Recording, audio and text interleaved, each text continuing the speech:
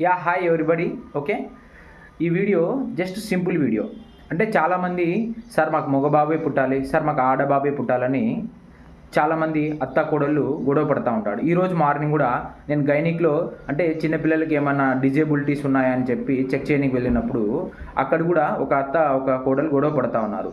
యాక్చువల్గా ఇది మెయిలా ఫీమేల్ అని డిసైడ్ చేసేది ఎవరంటే ఉమెన్స్ మాత్రం డిసైడ్ చేయడు. అంటే హస్బెండ్ మాత్రమే డిసైడ్ చేస్తాడండి. ఎందుకంటే హస్బెండ్లో XY క్రోమోజోమ్స్ ఉంటాయి, అదే ఫీమేల్స్కి వచ్చేసరికి XX క్రోమోజోమ్స్ ఉంటాయి. XX క్రోమోజోమ్స్ అంటే ఓన్లీ ఆడవాళ్ళు మాత్రమే పుడతారు. ఈ పుట్టబోయే బిడ్డ ఆడవారా మగవారా అని డిసైడ్ చేసేది ఎవరంటే మెయిల్సే. మెయిల్స్కి XY క్రోమోజోమ్స్ ఉంటుంది. అది మ్యూటేషన్ ఉన్నప్పుడు X గిన్క మ్యూటేషన్ అయినంతే ఫీమేల్ పుడుతుంది. అదే Y గిన్క మ్యూటేషన్ అయిందంటే XY ఉన్నప్పుడు మేల్ పుట్టడానికి ఛాన్సెస్ ఉంటాయి. ఓకేనా. ప్రెగ్నెన్సీ అనేది ఇట్స్ ఏ వండర్ఫుల్ జర్నీ మదర్స్కి. ప్లస్ ప్రెగ్నెన్సీ అనేది గాడ్ ఇచ్చిన ఒక గిఫ్ట్. ఇప్పుడు ఈ జనరేషన్లో మేల్ పుట్టినా ఫీమేల్ పుట్టినా ఎవరు పుట్టినా ఇట్స్ నథింగ్ టు వరీ.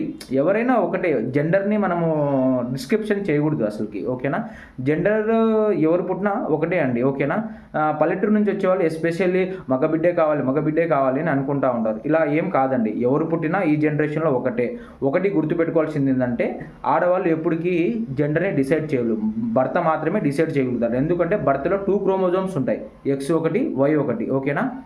ఈ వీడియో యూజ్ఫుల్ అవుతుందని అనుకుంటున్నాను. So don't do gender description. Okay, thank you for watching. Any doubts have to comment section.